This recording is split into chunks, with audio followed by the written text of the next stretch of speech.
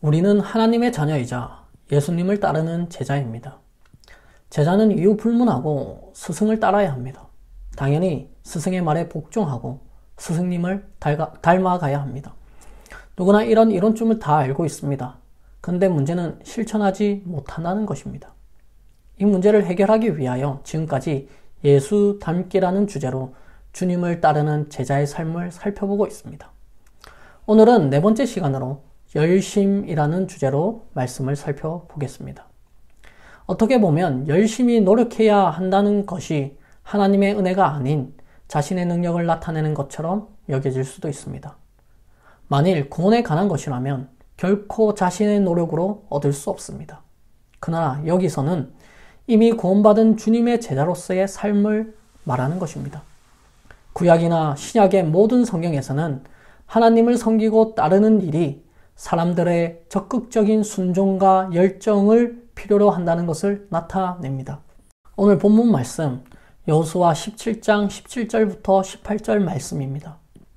여호수아가 다시 요셉의 족속 곧 에브라임과 므낫세에게 말하여 이르되 너는 큰 민족이요 큰 권능이 있은즉 한 분깃만 가질 것이 아니라 그 산지도 내 것이 되리니 비록 살림이라도 내가 개척하라. 그 끝까지 내 것이 되리라. 가나안 족속이 비록 철병거를 가졌고 강할지라도 내가 능히 그를 쫓아내리라 하였더라. 여호수아 본문 말씀은 이스라엘 자손들이 가나안 땅을 점령하는 과정을 기록한 것입니다. 요셉의 후손인 에브라임 지파는 자신들에게 할당된 땅이 인구수에 비해 적다고 느꼈습니다. 이에 여호수아에게 이의를 제기했습니다. 그러자 여호수아가 내가 큰 민족이 되므로 에브라임 산지가 내게 너무 좁을진데 브리스 족속과 느바임 족속의 땅 살림에 올라가서 스스로 개척하라고 대답합니다. 개척하라는 히브리어로 바라라는 단어를 사용했는데 이는 창조하다, 나무를 찍어내다 라는 의미가 있습니다. 즉 살림을 개간하여 경작지를 만들라는 뜻입니다. 주님을 따르는 선민의 삶은 적극적이고 열정적인 노력이 있어야 함을 말씀합니다. 그리스도를 본받아라는 책을 쓴 독일의 신학자 토마스 아켄피스는 이렇게 말했습니다. 절대 허송세월을 하지 말라. 책을 읽든지 글을 쓰든지 기도를 하든지 명상을 하든지 또는 공익을 위하여 노력하든지 항상 무엇인가를 하라.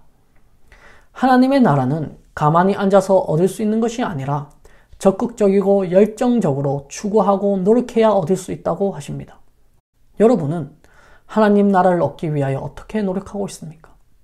혹시 한 번 구원은 영원한 구원이라고 생각하고 아무런 노력도 하지 않고 있지 않으십니까? 하나님의 나라는 가만히 있는 자에게 주어지지 않습니다. 그래서 주님께서는 마태복음 11장 12절에 이렇게 말씀하십니다. 우리말 성경에 침례자 요한 때부터 지금까지 하늘나라는 침략당하고 있으니 침략하는 사람들이 차지하게 될 것이다. 땅이 작다고 항의하는 에브라임 지파에게 주는 여호수아의 답변은 간단했습니다. 분배받은 땅이 좁거든 개척하라. 열심을 내라고 말씀했습니다. 그러나 에브라임 족속들은 가나안 족속이 철병거를 가지고 있어서 도전히 싸움에 승산이 없다고 했습니다. 열심을 내지 못한다고 했습니다. 반대로 12 정탐꾼 중에 하나님을 의지했던 한 사람 갈렙은 달랐습니다. 갈렙은 85세에 자신이 원했던 헤브론을 얻었습니다. 헤브론 성읍에는 키가 3m가 넘는 건적들도 있었고 성곽은 견고하여 도저히 승산이 없어 보였습니다. 그러나 갈렙은 하나님의 약속을 붙잡고 적극적이고 열정적인 믿음으로 도전했습니다. 그 결과는 자신이 원하던 헤브론을 점령했습니다. 여러분의 삶의 자리가 힘들고 어렵습니까? 지금도 일하는 주님을 바라보시길 바랍니다. 주님께 도움을 구하시길 바랍니다. 그리고 주저앉아 있지 말고 갈렙처럼 나아가시길 바랍니다. 넘어서 12장 11절에 부지런하여 게으르지 말고 열심을 품고 주를 섬기라고 말씀하셨습니다. 예수님은 우리에게 본을 보이시기 위해 머리 둘 곳조차 없는 삶을 사시며 하나님의 뜻에 끊임없이 순종하셨습니다. 요한복음 5장 17절에는 예수님은 아버지께서 이제까지 일하시니 나도 일한다고 말씀하셨습니다.